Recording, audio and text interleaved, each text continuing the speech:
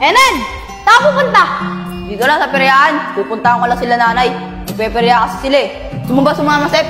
Sige, sama kami ni Kaisan. Sep, huwag kasama ng sama sa mga bobo. Baka maging bobo ka na rin.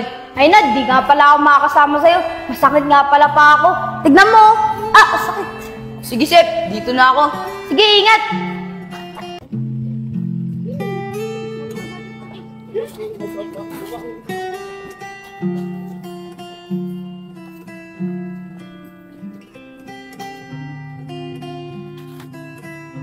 Pre, pwede magtanong? Dito ba yung applyan? May nakapagsabi kasi sa akin, hiring daw dito eh. Oo pre, dito nga. Aplikante rin ako. Kaso sabi ng guard, magantay lang daw dito. Tatawagin na lang daw niya yung mga aplikante. Ganun ba pre? Sige, salamat. Mag-aantay na lang din ako. Sige pre. Parang kilala ko to eh. Hindi ko lang matandaan kung saan at kung sino to eh.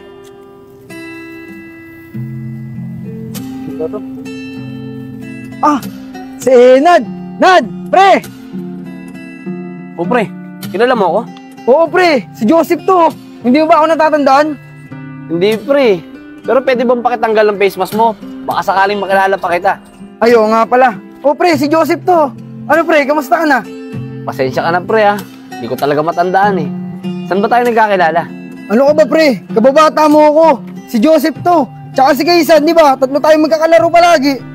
Ay oo! Joseph! Tsaka si Kaisan yung bobo! Ano pre, naalala mo na?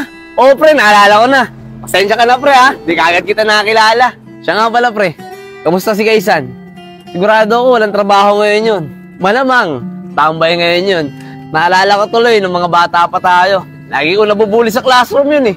Bobo kasi. Isep, pumasa ka ba? Oo naman! Si Kaisan kaya, pumasa kaya yun? Di ko lang alam. Tara, dun muna tayo sa kubo. Tambay tayo. Tara.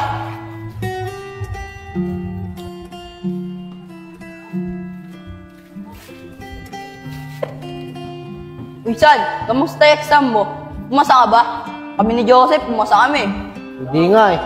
Hindi ako pumasa. Pagsak ako sa exam. Sabi na nga ba eh, bagsak ka sa test eh. Bobo ka kasi. Wala kang mararating sa buhay kung bobo ka sa school. Sige na. Yan na kayo. Uwi na ako. Baka hinahanap na ako ng nanay ko eh. Sige na, umuwi ka na. Magpaturo ka sa nanay mo. Bobo ka kasi. Nad, grabe ka naman kay Kaisan. O bakit? Totoo naman ah. Bobo naman talaga yun eh. Tara na nga, umuwi na nga tayo.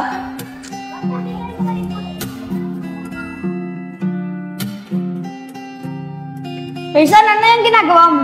Naglalaro ako, Sep. Mukhang maganda yung nilalaro mo, Kaisan ah. Maganda talaga to. Nakakalibang nga eh. Turuan mo naman ako niyan.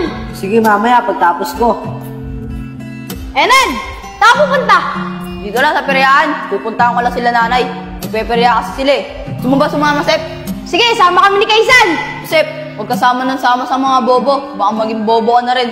Ay Nad, di nga pala ako makakasama sa'yo. Masakit nga pala pa ako. Tignan mo. Sakit. Sige, Sep. Dito na ako. Sige, ingat. Sep, masakit ba talaga yung paa mo? Di, sinabi ko lang yun.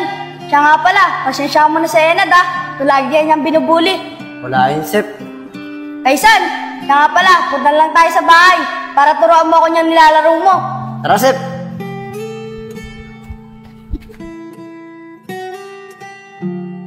Malase pa, di mo kasama yung bobo ah. Ano ka ba naman, Nad?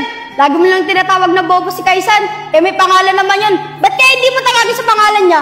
Pasensya na, pasensya na. Huwag ka na magalit. Huwag ka sa akin humingi ng tawad, kaysa ka humingi ng tawad. Eh oo nga. Bahala ka nga. Oy, Sep, pagkatapos mo maglaro, ako naman ah. Sige ba? Ikaw na lang nga. Oy, Kaisan, saan kayo pupunta? Bakit may dala kayong bag? Ay, Sep, sa probinsya. Doon na kami titira. Eh, paano yung pag-aaral mo, Kaisan? Baka doon na ka sa probinsya pag-aralin ni tatay. Ano nak, tara na. Baka wala tayong masakin eh. Sep, dito na kami ah. Sige, Kaisan, ingat kayo. Sige, dito na kami, Sep. Ayos, nabawasan na rin ng bobo sa lugar natin. Grabe ka naman, Enan. Nabawasan na nga tayo ng kaibigan, ganyan ka pa rin. Akin na yan. Grabe ka naman kay Kaisan pre. Nagkakamali ka ng iniisip sa kanya. Alam mo ba, yung binubuli mo noon at sinasabihan mong bobo na walang mararating sa buhay, Siya yung may-ari ng kumpanyang pag-a-applyan natin ngayon. Katunayan nga niyan pre, siya yung nagpupunta sa akin dito para mag-apply. Kasi nalaman niya na wala akong trabaho. Sigurado ako pre, pag nakita tayo ni Kaysan dito, matutuwa yun. Talaga, pre. Kaysa na pala may-ari nito, ano? Successful na pala siya ngayon. Tama ka dyan pre. Alam mo ba, yung mga nambubuli at namamalit sa kanyang tao noon, ginawa niya inspirasyon yun para umasenso sa buhay. O pre, ayun nakata si Kaysan oh. Uy, Sep, ikaw pala. Aga mo ah. Siya nga pala pre, kilala mo pa ba to? Kababata natin, si Enad. Kilala po pa ba ako, pre? Ako si Enad, kababata mo. Oo naman pre, naalala kita. Kamusta ka na? Mag-a-apply ka rin ba dito? O sana, pre. Kaya lang, nahihiya ako sa'yo. Dahil sa mga pambubuli at pangmamalit ko sa'yo noon. Mga banad, kalimutan na natin yun. Tsaka matagal na yun eh. Basta Nad, ito lang ang lagi mong tatandaan ha. Huwag kang mga hamak o mangmamalit ng ibang tao. Dahil baka di natin alam, pagdating ng panahon, sila pa pala yung makakatulong sa atin. O, pre. Pasensya ka na talaga, ha. Saka huwag kang mag-alala. Tatandaan ko lahat na sinabi mo. Masyado na tayong madrama dito. Akin na yung mga papeles nyo. Ako nang bahala dito para makapag-umpisa na kayo bukas. Akin na yan, Nad. Huwag ka na mahiya. Salamat talaga, pre, ha. Sa kabila ng ginawa ko sa'yo dati, ikaw pa pala yung makatulong sa akin ngayon. Walang ka naman yun, Nad. Salamat talaga, pre.